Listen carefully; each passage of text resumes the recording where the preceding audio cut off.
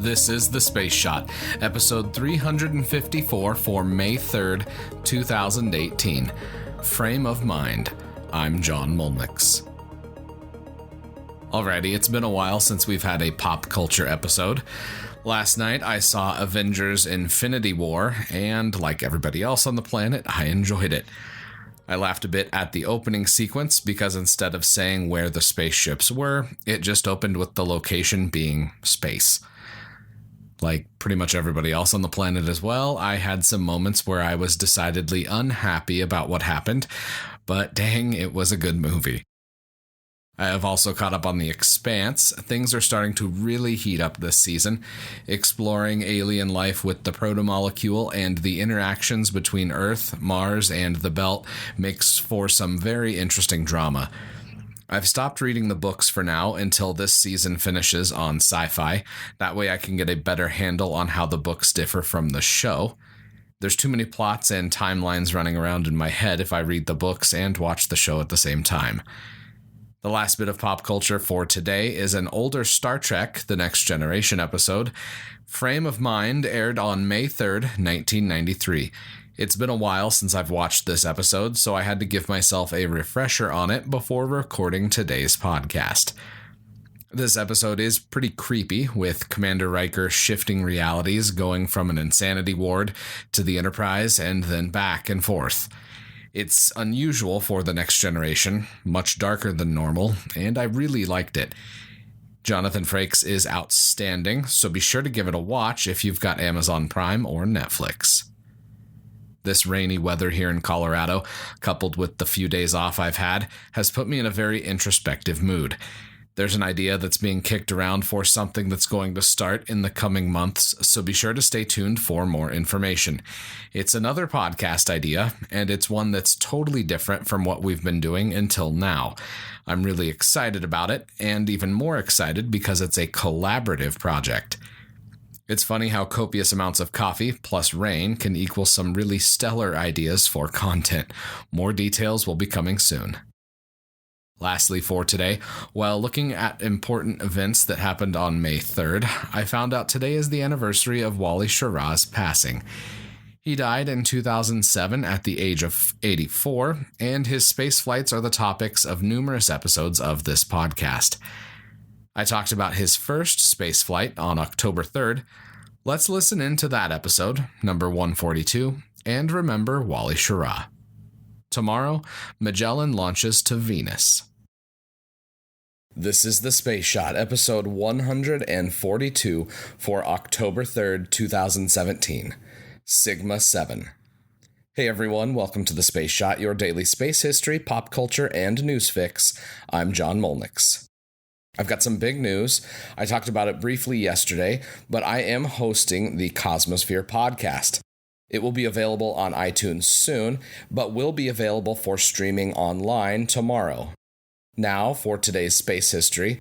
On October 3rd, 1962, Wally Schirra lifted off in his Sigma 7 capsule atop a Mercury Atlas rocket, the United States' fifth manned spaceflight. He orbited the Earth 6 times over a 9-hour and 13-minute mission. Unlike some of the other Mercury missions that focused on science, this mission focused on navigation and the engineering behind the Mercury spacecraft. Figuring out the specifics of navigation and spacecraft control was critical for the Gemini and Apollo flights that were to follow these missions. Of particular interest was the navigation when the spacecraft experienced nighttime. The book This New Ocean has a chapter on Schirra's flight, and I want to read a passage from it here. After a successful first orbit, Schirra started a new navigation experiment. Quote, over Australia, on his second pass, Schirra began a more serious and considerably more difficult night yaw experiment. He was to test the ability to use celestial navigation to align the spacecraft properly. Using Starfinder charts, Schirra was supposed to orient himself by positioning Sigma 7 in relation to known stars or planets and the moon. Then he was to test his sense of facing to the right or left of his flight path by watching the apparent motions of heavenly bodies. The pilot found that the airglow layer was an excellent reference for pitch and roll.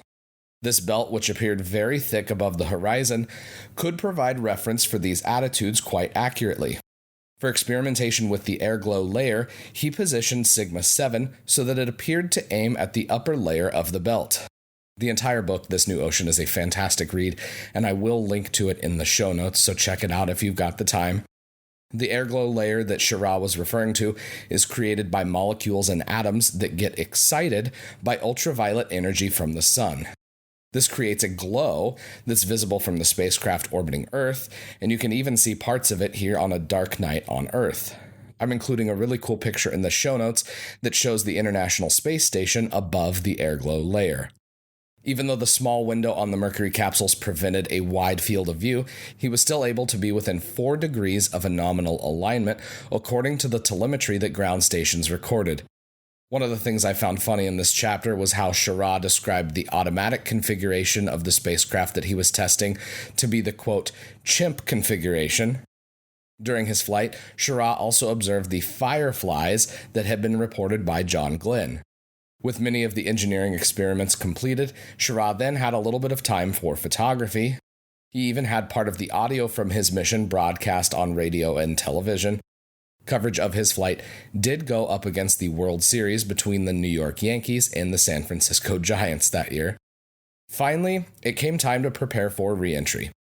He started going through checklists for what was needed to be accomplished before he could perform the retrofire and re-entry.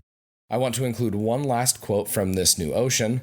Quote, down below, the Indian Ocean ship communicator asked if he needed any help in completing the pre-retro sequence checklist. Negative, he replied. All was in readiness for the last-minute arming of the retro rocket Squibs. He waited and watched until he came in range of Shepard aboard the Pacific Command ship.